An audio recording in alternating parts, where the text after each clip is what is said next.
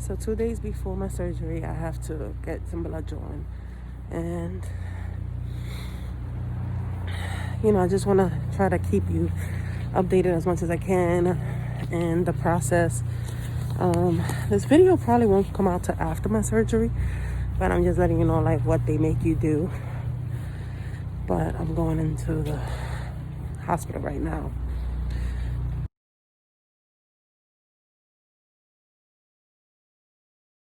What's up, guys? It is 2 days after my surgery, and I'm alive, obviously, but swollen. My fingers, they don't look like it, but they are. A little thing. Anytime I bend my arm, ugh. So, I was in surgery for 8 hours, and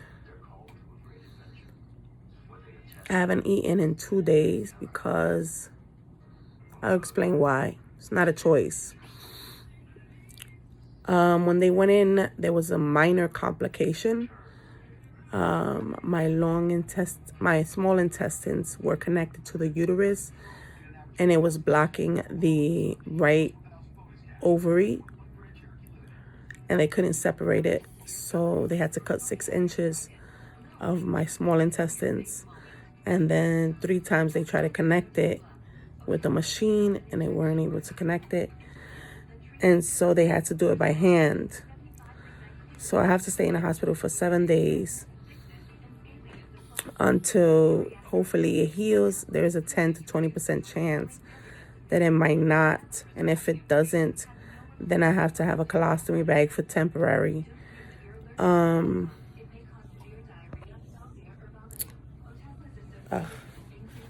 me see if I can show you. I don't want to show you my goodies, but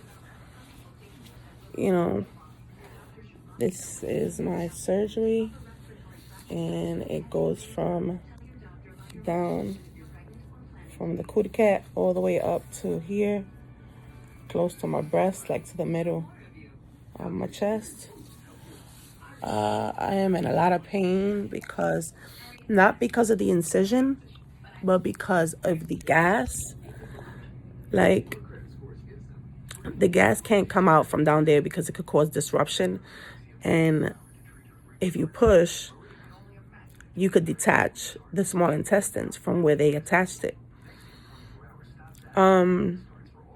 They took out all the endometriosis. They took out the uterus, the ovary, the fallopian tube, the lymph nodes in the bottom of the abdomen, the lymph nodes in where the uterus was. Like, they took out a couple of them lymph nodes.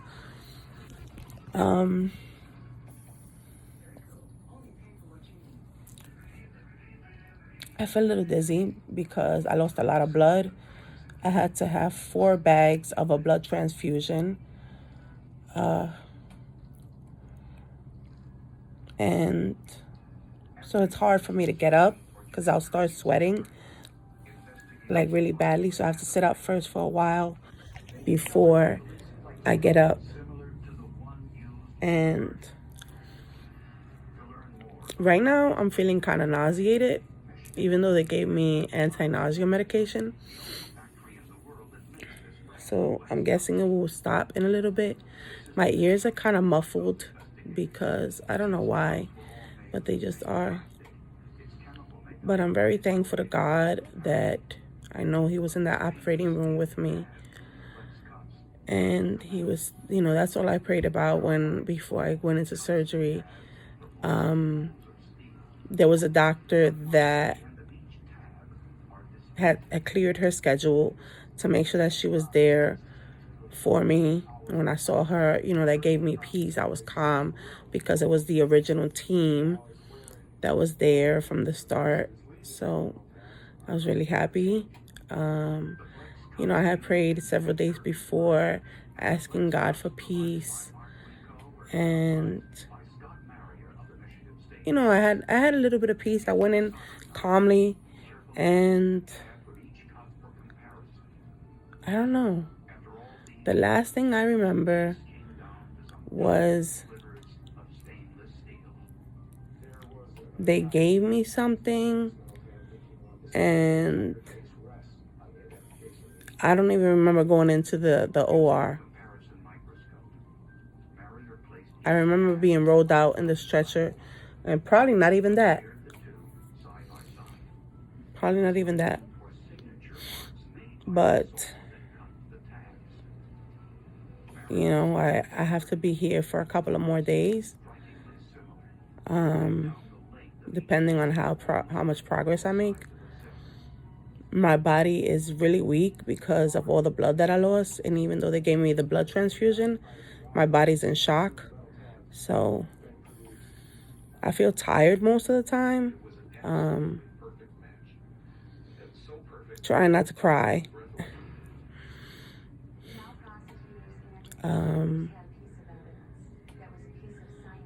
The gas is what really irks me because it hurts. It pushes on the incision. Do you have any words you want to say, honey? Do you want to come over here and talk? I do not want to be on camera as usual, but no, like you said, like I just know that this journey for you is gonna be a long, hard one, and I just want to thank everybody who has been with you, friends, family, even just strangers, who who don't know you, from the nurses to like people who just find out your story, and who just wish you blessings and prayers and all that. Like, I just want to say thank you, because it is uplifting, it is reassuring, it does help, especially on low days or bad days. Those things do help, even, just a simple, good luck sometimes on a low day. Yeah. Does help to know that people do care, or of you. I know it doesn't, not chasing of you, but just know that someone looked at your story and to think that maybe that was the one person that needed, help. But God guided their hands, and you've been blessed from this whole, you've been favored from the start, and Yeah. you'll be favored all the way to the finish. So, Yeah. I mean, and we kind of said, yeah, the doctor cleared her calendar, but I want you to understand, the doctor cleared her calendar on her practice, came into surgery, and didn't get billed for that. Yeah. So almost like doing like how a lawyer does it for pro bono. And you had your whole original team, so that way everyone knew the lay of your body. Yeah. So that way you could really, go in there and make sure that all the cancer is out. Did you say all the cancer is out? Yeah. They didn't find any cancer cells. Well, we have to wait for pathology to come back. We have to wait for, they're going to check the lymph nodes to see if there's cancer cells in the lymph nodes, but chemo will take that out. And the endometriosis, they have to check if it's cancerous. But besides that, they didn't find any cancer cells. With the naked eye, they didn't see anything that was wrong like the first time. So I'm still stage 2. Yep. And that's great. And, that's what I prayed to God. Like I said, whatever they're going to find or whatever they're going to do, like take everything out, make it easy for them, which, 2 extra hours wasn't easy, but you can't get everything. You can't ask God for everything. Like, he can work magic, and he can give you certain things, like the cancer not being there, like that was cleared. And when they looked at my ovary and my uterus, it wasn't swollen. It was normal. So, that I'm thankful for. I know that he was listening to me, and all I did was ask him. I said, God, stick by me. Be in that operating room with me. Don't leave me. And he was. He went 2 hours over. He went Mm-hmm. 6 to 8. Yeah. And even the doctor on call came in and she said, of everybody on the floor, you had the hardest surgery.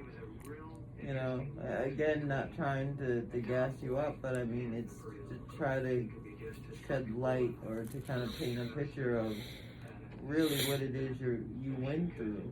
Yeah. You know, because this was kind of devastating to the body. And if I could just say one more thing, because this is about awareness. Most people think of just breast cancer, they think of prostate and maybe colon cancer. Bring awareness to ovarian cancer. Fallopian tube is very rare cancer, but endometrial cancer.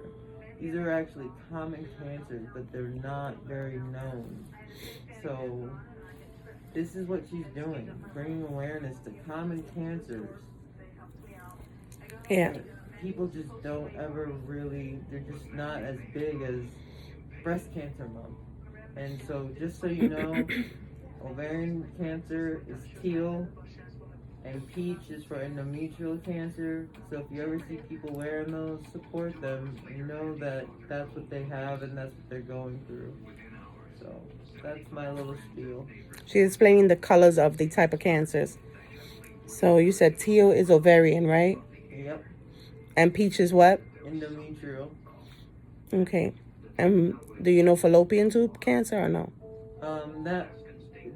Because it's so rare, it doesn't, there's no like color or month that goes with it. It tends to attach with the ovaries, so it tends to fall underneath ovarian. Yeah. And I think like because I had cluster cells in the fallopian tube, it was on its way to trying to spread. So, you know, I know God was getting there. He was in the way, like, no, that's not happening. You know, and I always say, like, I'm his warrior, I'm his soldier, and I have to, you know, stick by him because my whole life has been hard. And he just kept me pushing. So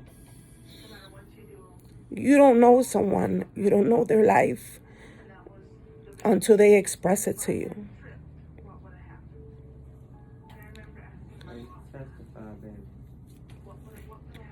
And, you know, I just had a whirlwind of things that's gone on in my whole life.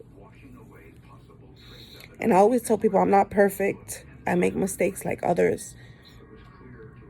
But it's the point of repenting. It's the point of changing and being better. Because you want others to be better as well.